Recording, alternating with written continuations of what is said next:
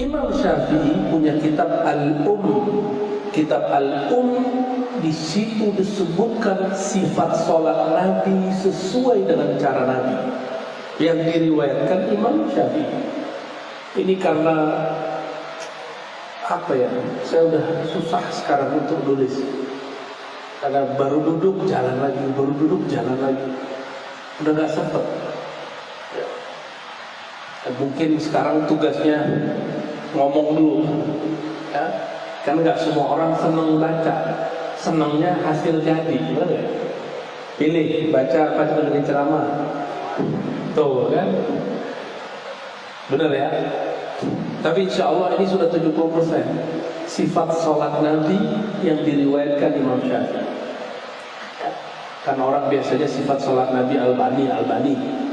Ini yang lebih tua nih.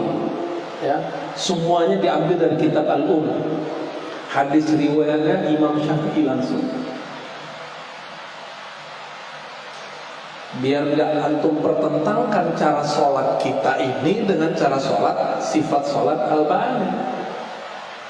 Itu kan cuma salah satu kompilasi aja, gitu ya.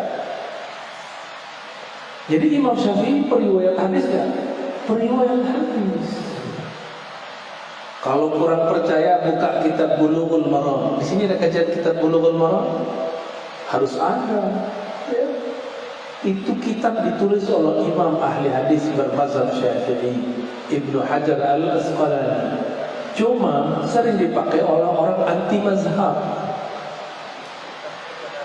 Ya, hadis pertamanya tentang Ma'ul Bahar, kata Rasulullah SAW, Al-Hillu Maitatuh, At-tuhuru ma'uhu al-hillu maitatuh. Airnya suci, bangkainya halal. Di situ sebutkan rawahu Malik wa Syafi'i wa Ahmad. Diriwayatkan oleh Imam Malik, Imam Syafi'i, Imam Ahmad. Belum ada Bukhari, ya. Belum ada Imam Al-Bukhari. Guru saya masih hidup, Allah ya yahfaz, Syekhuna Muhammad Hasan itu tinggalnya sekarang di Jerman karena sempat konflik dulu dengan ayahnya Bashar Assad, politik ya. Dan sekarang Bashar, dulu Assad, konflik, dia berani ngeritik pemerintah. Di Timur Tengah itu ngeritik pemerintah, mau negara mana aja, juga apapun negaranya, kritik sekarang tar malam hilang. Ya. Di Indonesia kritik di mana-mana, hatta di warung pecel. Kita duduk di warung mie, orang ngomongin pemerintah dan gak ditangkap. Saking banyaknya kan bingung orang kapan mana. Dan Indonesia ini negeri sekarang, negeri surga kritik.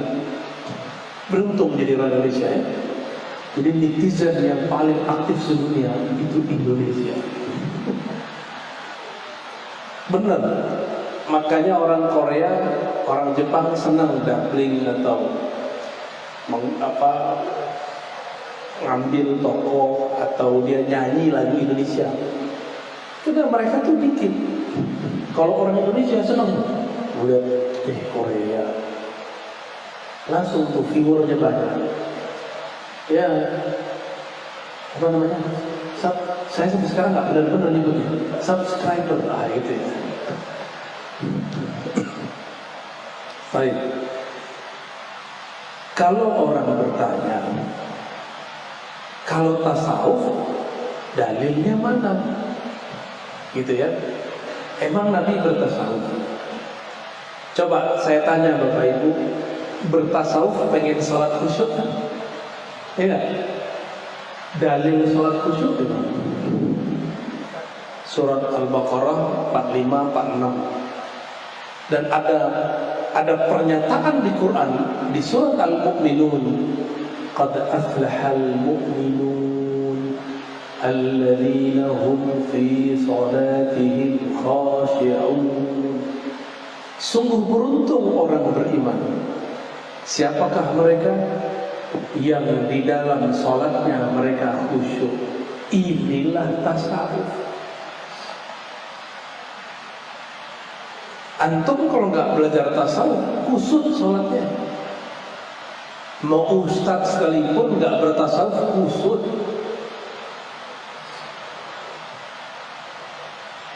Kiai, saya udah banyak berguru ke banyak orang. Arabi, Ajami, Indonesia, Hindi, banyak saya berguru. Itu nggak banyak yang khusyuk. Sholat matanya kemana-mana. Itu orang Arab tuh. Allah Akbar.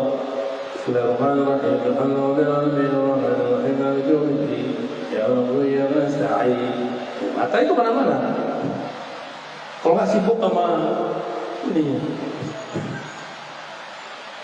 Beda dengan Abu Bakar As-Siddiq radhiyallahu taala. Takbir, badannya bergetar. Allah. Antum kalau ngeliat Abu Bakar As-Siddiq sholat, getar semua. Nggak ada yang sanggup. Makanya saya nggak berani ngimamin sering-sering di luar, Pak. Sesekali aja, kadang dijebak sama imamnya. Kayak tadi pagi, subuh. Ustaz, ada satu permintaan. Tolong imamin saya ya. Lah imamnya ngomong begitu gimana? Daripada debat orang berkomat. Ya, ntar jadi terganggu sholat kita. Ya sudah, saya maju.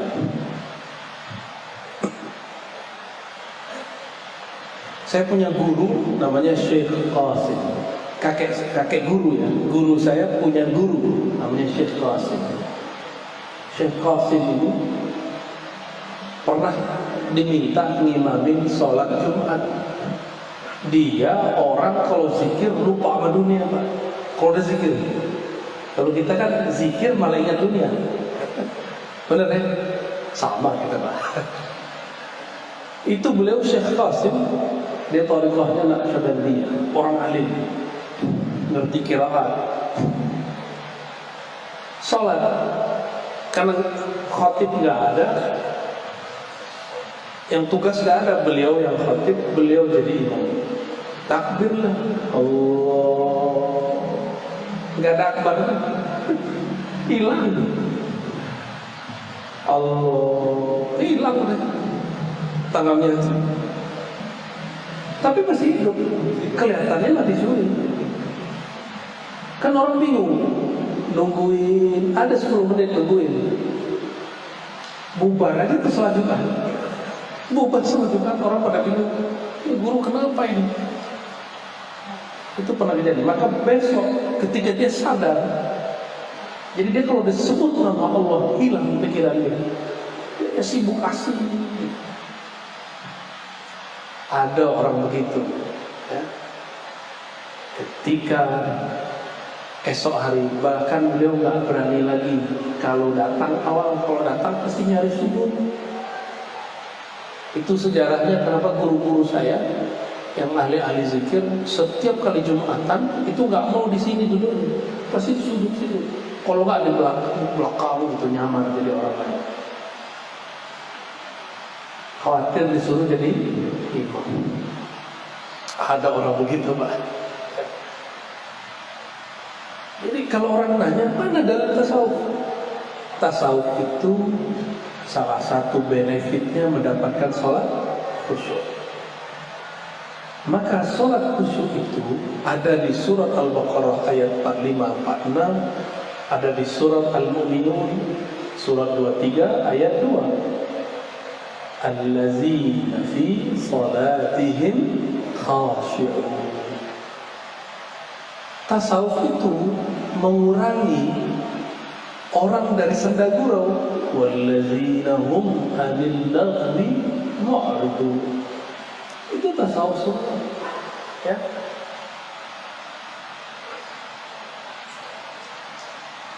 Baru setelah itu ilmu fikih.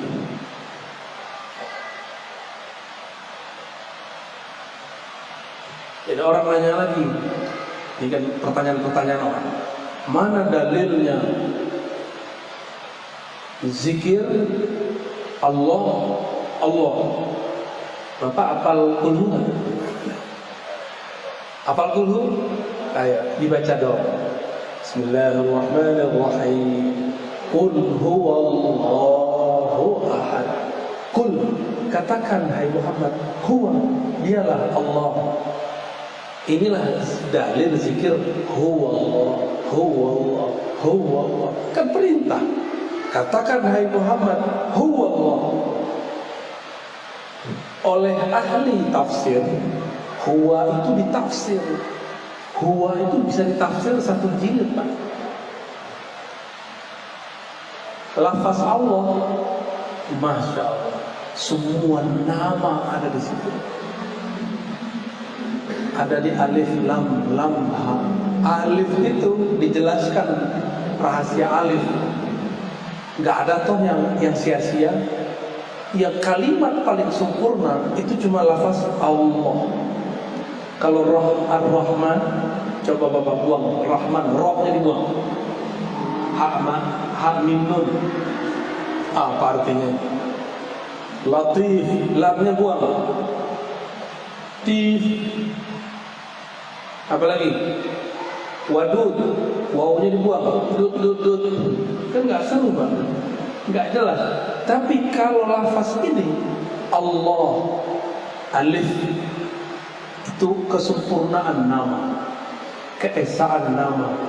Lam itu lam jalaliyah, keperkasaan, kemuliaan, kewibawaan nama. Lam kedua jamaliyah, keindahan nama.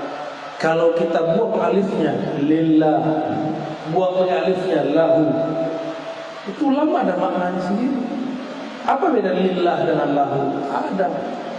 Kalau saya bilang ini milikku, lillah, ini milik Allah, itu ketegasan itu. Lahu itu kelembutan. Lamnya buang semua, sisa hu. Ternyata huwa, waw itu waw zaidah namanya, waw tambah atau waw, ada juga disebut waw wisol, waw ittisal, istilah ahli bahasa. Jadi asalnya tuh hu. Dari mana dalilnya itu? Lahu ma fis samawati wal ardh. Lahu, hu, baginya. Maka hu itu nama Allah. Jadi jangan heran kalau Bapak ini buka YouTube, ada orang zikir hu, itu bukan lagi ngusir jin, itu hu, bukan. Emang mereka sedang mengurai itu satu-satu. Bagi mereka satu kata, satu huruf di Quran berharga. Kalau bagi kita kan enggak. Ya, bagi mereka jangankan satu ayat, jangankan satu kata, itu kata dipretelin, semuanya bermakna. Ini bagi ahli tasawuf. Maka orang tasawuf itu orang-orang yang rigid. Dia detail membaca sesuatu. Kenapa? Karena sufi itu tenang. Orang kalau tenang, pembacaannya detail. Kalau kita rusuk-rusuk, kita gak bisa melihat secara rinci. Sufi itu mereka beramal dengan surat Ar-Ra'd ayat 28. Ala bidzikrillah tatma'innul qulub. Ketahuilah hanya dengan menyebut nama Allah qalbu menjadi tenang. Karena mereka sudah tenang, membaca ayat itu lebih dalam daripada orang lain. Gitu. Maka qul huwallahu ahad, mereka menemukan dahsyat ini surat. Wajar. Ini disebut sepertiga Al-Quran. Wajar kalau ada sahabat hobi baca surat Al-Ikhlas, dia dicintai oleh Allah Subhanahu wa ta'ala. Ada orang yang sakti di TV ketemu saya, yang dia tak ngomong-ngomong ya. Itu zikirnya pakai hu Allah. Hu Allah, Allahu, hu Allah, Allah. Saya tanya, dapat dari mana? Ki? Dari babe. Lah, itu ngomong. Ternyata dia mengislamkan dukun-dukun orang-orang sakti lewat cara itu. Baru kaget kan? Jadi dia ini gak semata-mata nyari fulus, tapi juga mengislamkan orang dengan cara itu. Jadi ada orang nantang, kalau kamu bisa mengalahkan saya masuk Islam. Dijabahin sama dia. Karena dia pegang kul huwallah, cuma huwallah yang dia pegang. Selesai semua urusannya. Kita udah baca kulhu berkali-kali, ditiup-tiup nggak jadi-jadi, kesurupan nggak sembuh-sembuh, karena nggak tahu tekniknya, baru tahu membacanya. Benar? Mereka ini tahu tekniknya dan mereka nyamar jadi tentara, nyamar jadi polisi, nyamar jadi ustaz, nyamar jadi pemabuk, nyamar itu. Padahal nggak mabuk, yang diminum air aqua. Nyamar masuk kemana, nyamar aja. Semua kita kan nyamar. Ini kan lagi nyamar jadi orang soleh kan. Di rumah belum tentu begini. Iya benar. Iya, kita ini sedang menyamar semua. Yang tahu hakikat kita Allah. Sufi itu dia merasa kolbunya diperhatikan Allah. Itu sebabnya dia nggak perlu dipuji orang. Dia cukup merasa diperhatikan Allah. Itu sufi. Jadi sufi itu bukan orang gila, bukan. Ada orang gila di syuting, ini wali Sufi Ar-Razi, dikirim ke saya. Ya saya senyum aja. Orang jahil mau dilawannya, gak usah dilawan orang jahil. Dia gak dengerin kajian kita, cuma dengerin potongan-potongan video atau dengerin ustadz dia. Itu walinya orang gila. Emang pernah saya bilang orang gila wali? Ternyata dia mengklaim ada seseorang yang menurut saya wali itu gila. Maka dia kemudian tuduh wali Sufi Ar-Razi. Ya, itu wali sekhar. Bagi dia wali sekhar gila, bagi saya enggak.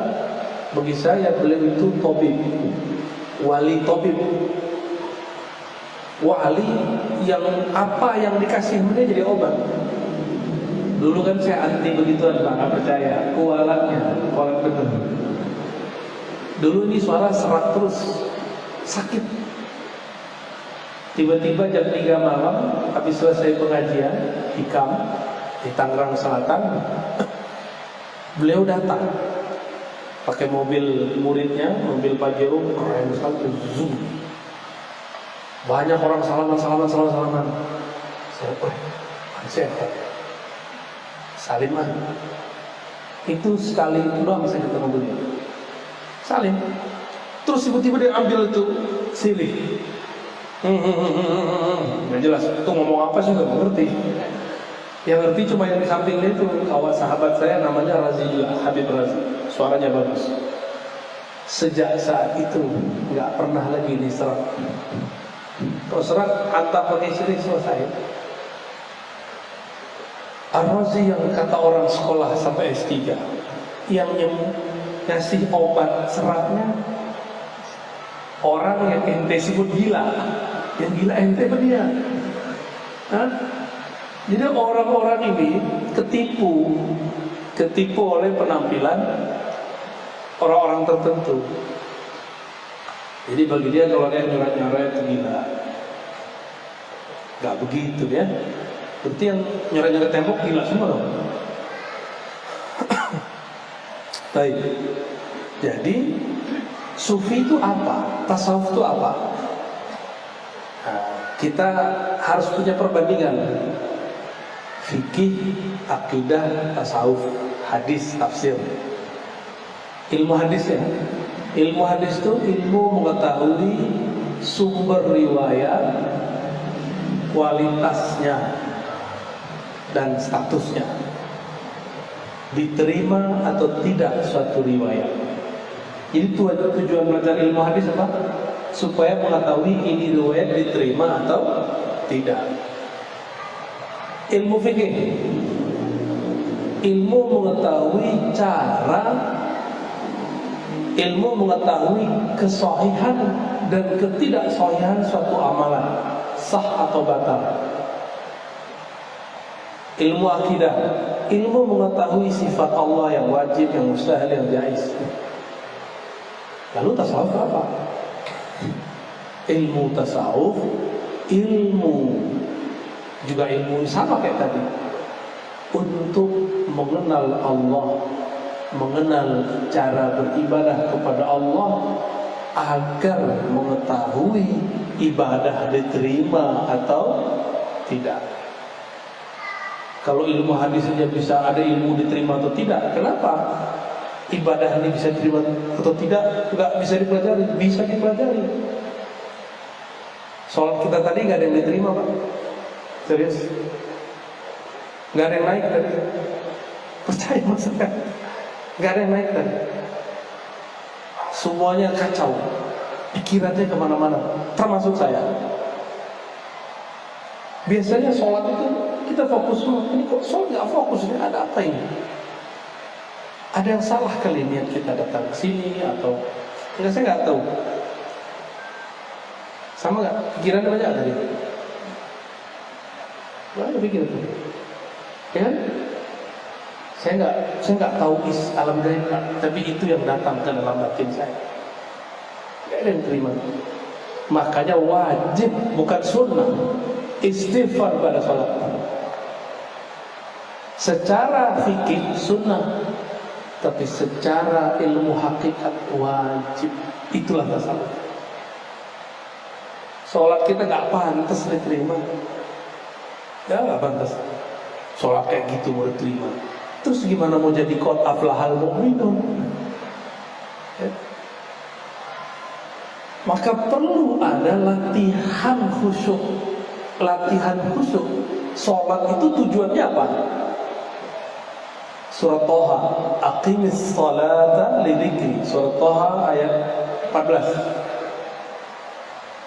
Dirikanlah sholat untuk mengingatku. Maka supaya sholatnya beres, latihan zikrullah. Latihan zikrullah sama dengan orang latihan tahfiz, sama dengan orang latihan panah.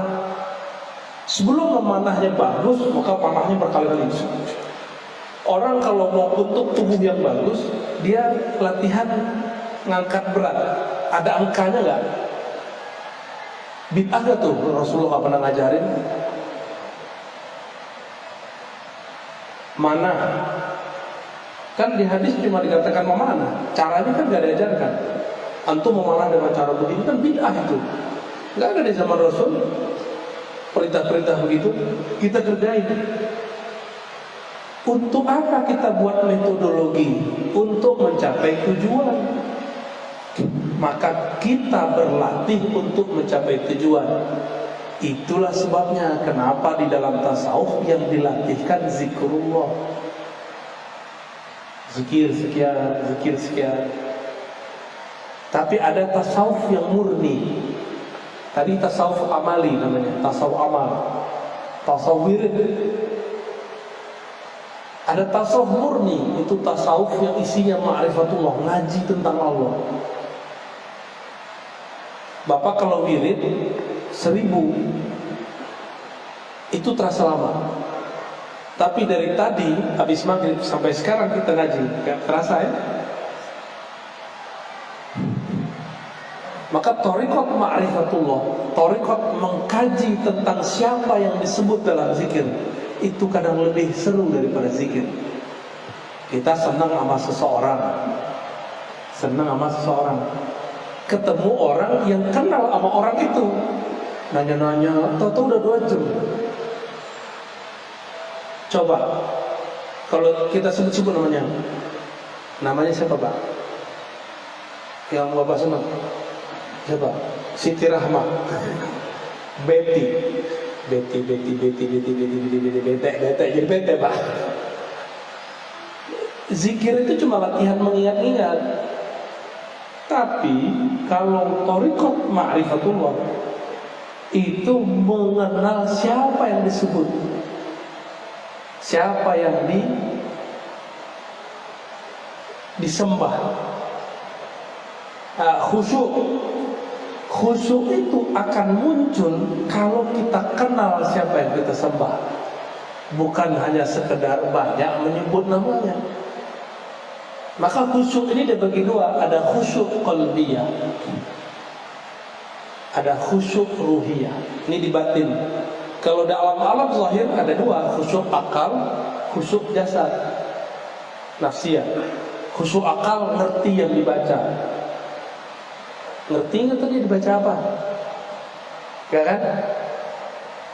Sadar nggak ayat yang dibaca itu apa? Kan nggak. Berarti akalnya udah nggak khusyuk. Jasad, badan main-main, gerak-gerak. Mungkin badannya sih khusyuk ya. Kolbunya merasa ditatap Allah nggak? Yang tadi sholat maghrib sama kita, kolbunya merasa ditatap Allah nggak? Enggak ya? Gimana mau diterima? Terasa itu Pak.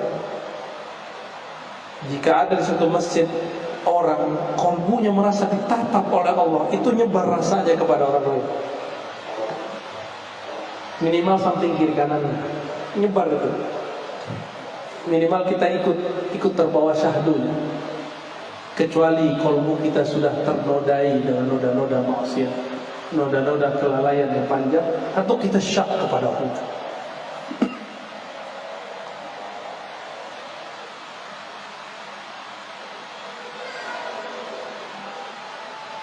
Berdasarkan ini semua, maka bertasawuf itu bukanlah aneh-aneh. Yang tasawuf itu bukan zikir nari-nari, itu seni orang zikir. Yang zikir bukan itu. Zikir itu ketika lisan berkesesuaian dengan kalbu menyebut nama Allah Subhanahu wa ta'ala. Kita azan, benar? Azan, habis itu ada satu sunnah yang jarang diamalkan oleh umat hari ini. Sholat isya ditakhirkan, berjamaah. Bapak silakan buka Sahih Bukhari, Sahih Muslim. Nabi itu selalu mentakhirkan sholat isya, kecuali orang sudah ramai. Ini kan kita jarang ramai-ramai begini untuk ngaji. Jadi nanti azannya nggak usah panjang-panjang kan, habis itu langsung tanya jawab. Ya, 10 menit cukup. Bapak ada azan, kita langsung. Kita jangan komat karena ngikutin itu. Itu kan buatan kita Pak. Dia ikut kita, ya. Jadi nanti kalau ada yang protes kasih tahu. Baik, fadhal.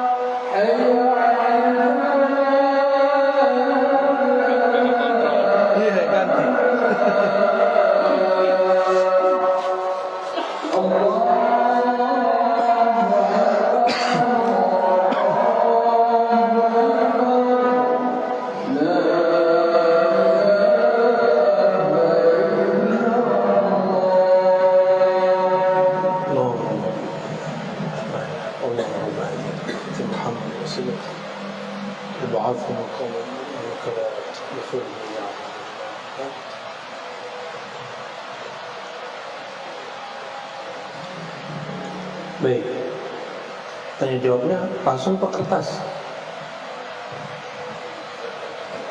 Hah? Next pakai kertas ya, biar efektif. Pada pertanyaan mungkin kami silakan langsung kita batasi dulu untuk dari 3 pertanyaan tidak ada. Ada yang bertanya dari para jemaah, silakan angkat tangan.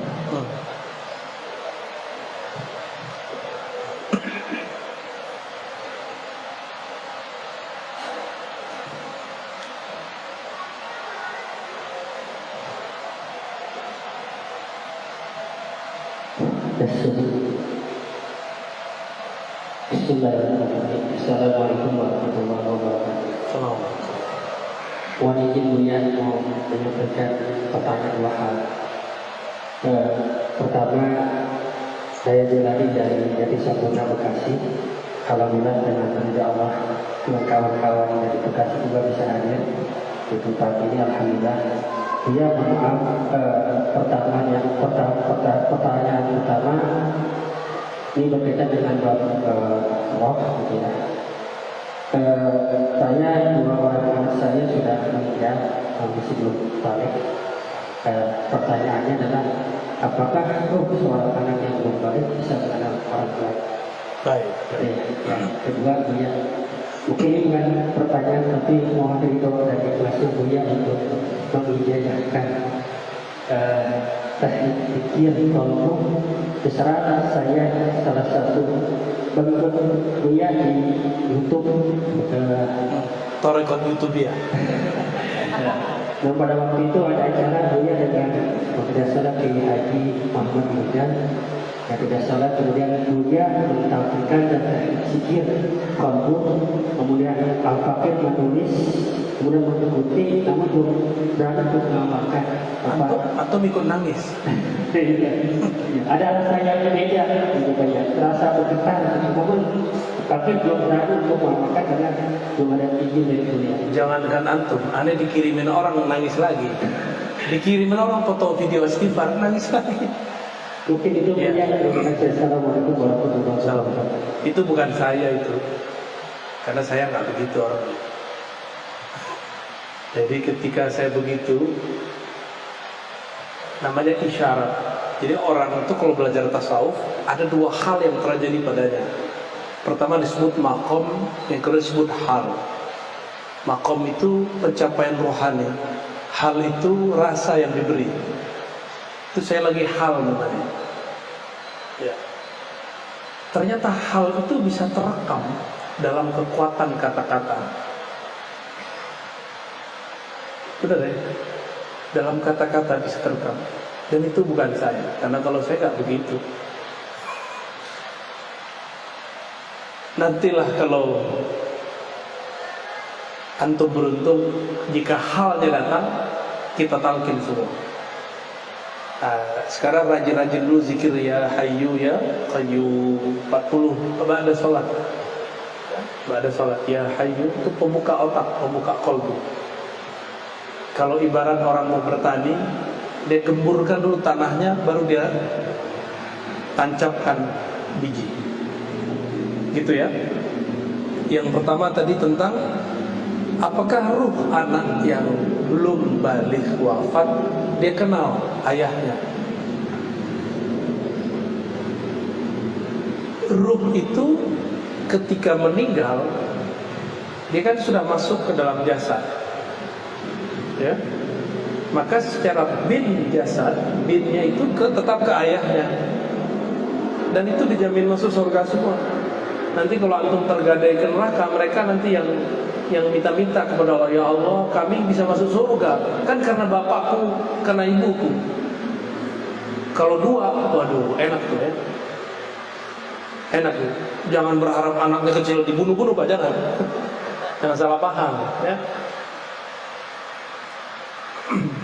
Dan Nabi SAW ketika ada seorang ibu nangis anaknya meninggal, ada yang meninggal anaknya 3. Apa kata Nabi? Kamu akan dijamin masuk surga dengan ada anak. Ada sahabat nanya, bagaimana kalau 2 wahai Rasulullah? Iya, sama. Tapi sahabat ini nyesel nanya, kalau atu gimana wahai Rasulullah? Ya. Untung dia lupa, ya kan, jadi bikin kita penasaran. Apakah dia kenal? Dia nanti dikenalkan. Karena ruh itu ketika dia mati, dia nggak mati. Yang mati cuma jasad, ruh nggak mati. Ruh itu energi. Ternyata ahli kimia, ahli fisika, ahli biologi, ilmu eksak sepakat mengatakan energi tidak pernah habis. Energi itu abadi. Energi itu dalam bahasa agama disebut ruh. Karena ruh itu dia siap berpindah. Dia coba pindah doang nih, ada yang jadi cahaya. Jangan dikira cahaya begini hilang Pak, ini berlanjut lagi. Coba lihat, bintang berkedip-kedip nggak? Itu ada yang setelah 1000 tahun baru nyampe di sini. Ada yang 1 tahun baru nyampe di sini. Ada yang 8 menit nyampe di sini. Matahari itu 8 menit nyampe di bumi cahayanya. Jadi energi itu bergerak terus. Jadi apa yang kita lakukan di bumi itu tidak habis, walaupun atau mojok di hotel, mojok di pohon, mojok di mana, korupsi di mana, melakukan yang nggak benar di mana, itu energi jalan terus. Dan Allah punya tentara-tentara, punya karyawan-karyawan langit yang mencatat energi itu. Oh, dia saat ini mengeluarkan energi. Tapi energi paling dahsyat, wala dzikrullahi akbar. Sungguh mengingat Allah itu lebih besar. Jadi insya Allah anaknya kenal. Nanti kan ruhnya dikasih badan lagi. Badan yang bukan badan yang di bumi. Kalau badan di bumi sanggup nggak Pak jalan 500.000 tahun? Sanggup nggak? Maka tubuh yang Allah kasih nanti itu bukan tubuh ini. Tulang ekornya sama, tapi tubuhnya bukan tubuh ini. Tubuh ini disuruh ke Indomaret aja udah capek. Ya, kayaknya tuh banyak penyakit semua tuh. Gitu ya, Allah a'lam bishawab.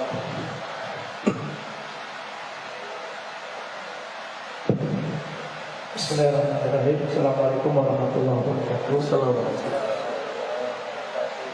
Malam ini bersyukur kepada Allah kita dikasih kemudahan hadir di majelis ini. Begini Bu ya, yang pertama pertanyaan dari saya, apa hukum memakai sorban?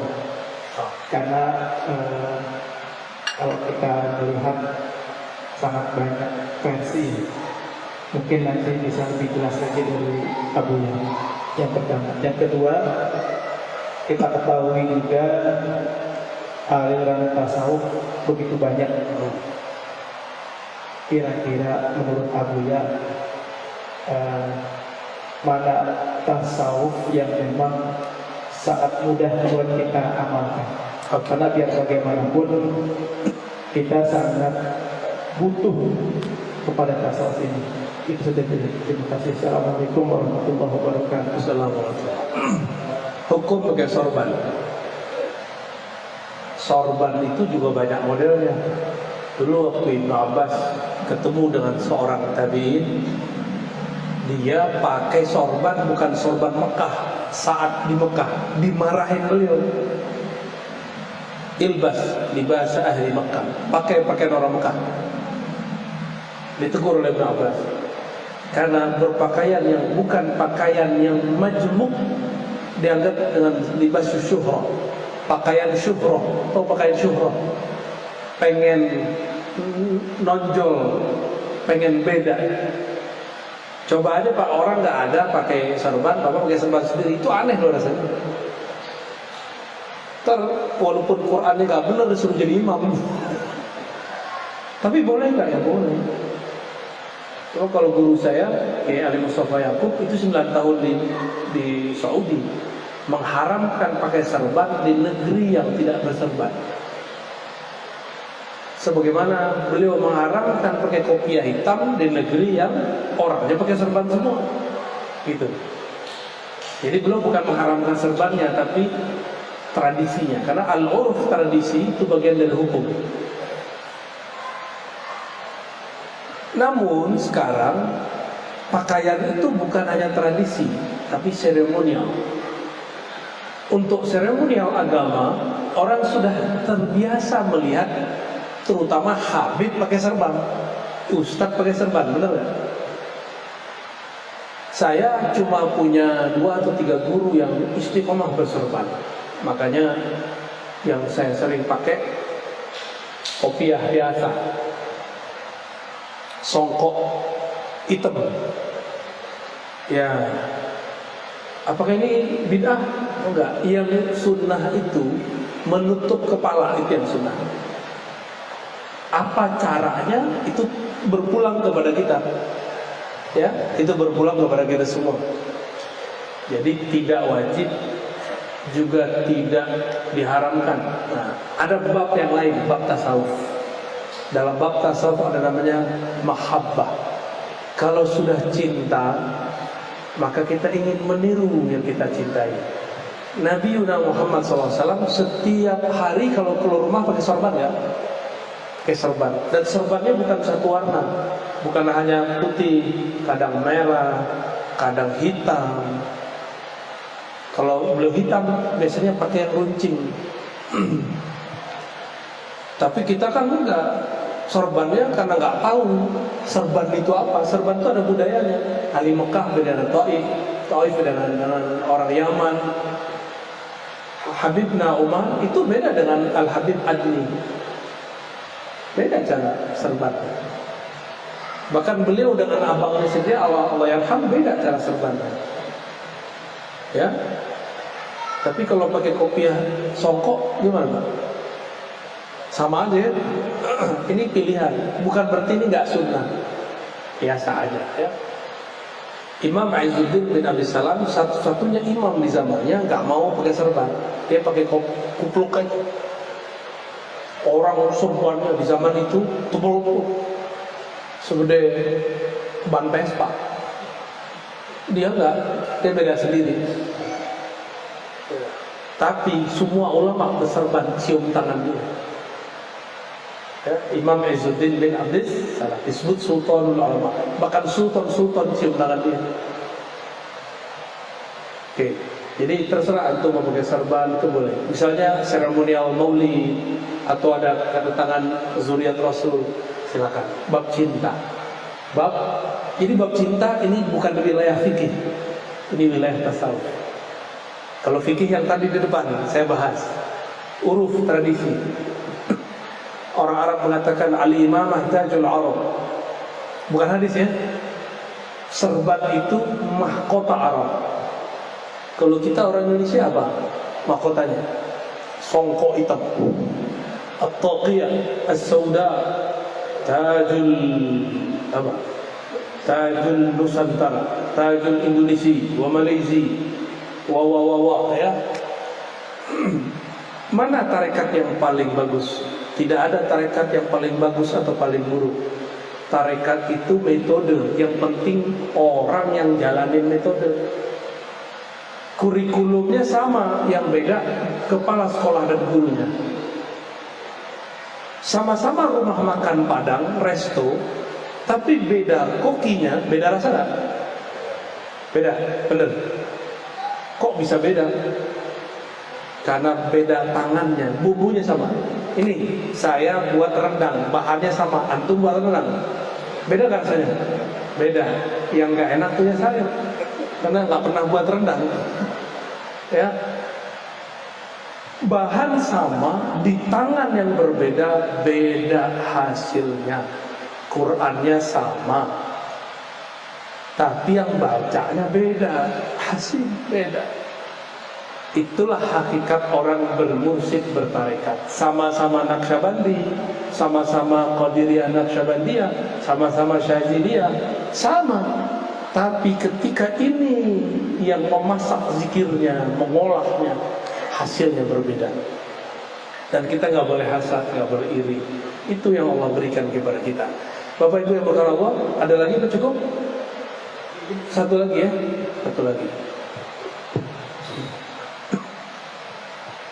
Bismillahirrahmanirrahim. Assalamualaikum warahmatullahi wabarakatuh. Assalamualaikum. Mohon izin Buya memperkenalkan diri. Nama saya Edi Afrizal. Saya tinggal di Cilengsi, asli Sumatera Barat. Kebetulan juga pernah bareng sama Abuya tahun 2004 di UIN. Abuya di Usuludin, saya di Syariah. Sama-sama di KMM, Komunitas Mahasiswa Minangkabau. Salam kenal kembali Buya. Iya. Jadi ada satu pertanyaan saya tentang tasawuf. Tasawuf identik dengan tarekat thariqah. Ada organisasi di bawah Nahdlatul Ulama bernama Jatman, Jamiah Ahli Thariqah Al-Mutabarak An-Nadiyah. Nah, pertanyaan saya begini Bu ya. Ada sekitar 43 thariqah itu. Nah, ada seorang salik ikhwan, ketika ada baiat thariqah A, dia ikut dengan mursyid A. Ada baiat thariqah di sana, dia ikut juga. Ada baiat thariqah ini, artinya banyak mursyid, banyak sanad. Itu bagaimana Bu ya untuk proses perjalanan suluk untuk mencapai agar kita bisa dalam istilah ma'rifat atau usul. Baik. Mungkin seperti itu ya. Yang kedua, saya sering mengikuti kajian YouTube Abuya. Pernah saya melihat ada tentang kemursidan di salah satu tarekat di Jawa Barat. Waktu itu mursyidnya wafat. Nah, muncullah satu dinamika waktu itu. Ahlul Baitnya tidak mengakui satu kemursidan. Dan kemursidan yang satunya, kemursidan itu mempunyai banyak jamaah. Nah, kadang dinamika ini membuat ikhwan yang di bawah ini dilema. Apa yang harus dilakukan? Muncullah opsi bahwa mursyid itu harus yang hidup. Mursyid itu kalau yang mati nggak bisa. Kalau misalnya dia sudah wafat, kenapa nggak langsung ke Rasulullah saja?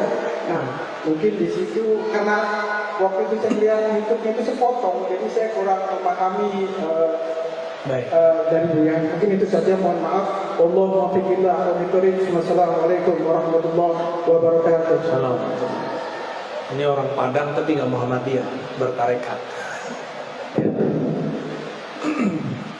Gimana dengan orang yang sering ngambil baiat talqin? Nah, kenapa dalam kajian saya thariqat itu yang penting bukan talqin tapi ngaji? Karena talqin ilmu lebih penting dari talqin zikir. Ya? Karena kejadiannya kayak tadi, jadi kolektor baiat, kolektor talqin, terbingung, gue mau ikut tarekat yang mana ya? Kebanyakan nih. Cukup mobil satu sampai daripada mobil banyak tapi nggak dipakai-pakai. Karena saking bingungnya mau pakai ini bagus. Namun ada yang disebut tabarruk, seperti tabarruk ngambil berkah. Kita cukup bermursyid ke satu orang, tapi bertabarruk kepada ribuan orang boleh. Ngambil berkah, ngambil sanad. Bertabarruk itu tradisi ahli hadis.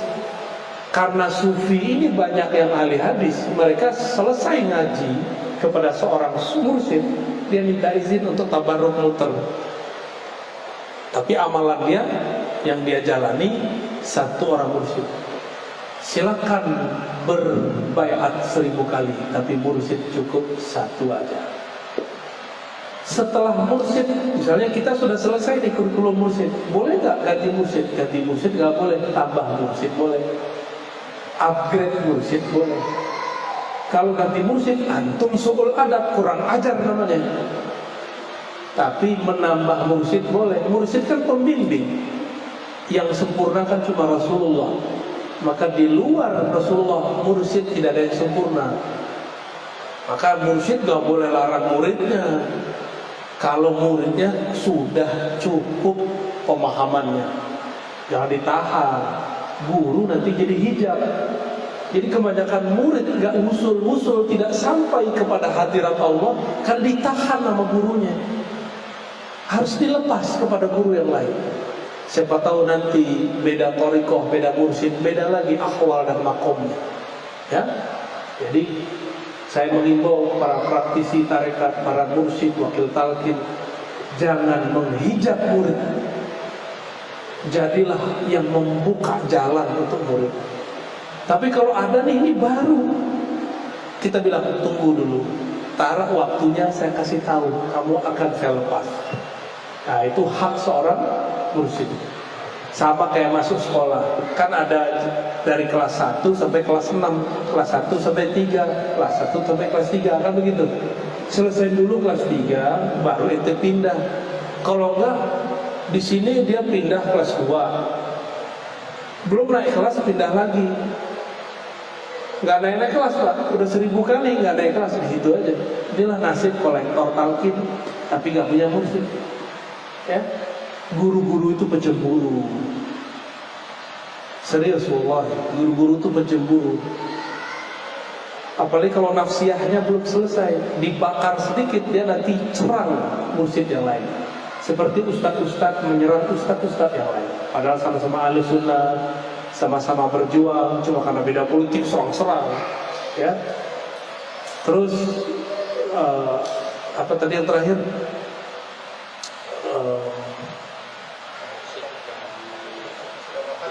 Mursyid sudah wafat. Maka saya dari dulu kasih tahu, hati itu cukup bergantung kepada Allah. Pada hakikatnya kita berburu kepada Rasulullah, tapi karena Rasulullah kita belum temui, maka berburulah kepada orang yang bersanad kepada Rasulullah.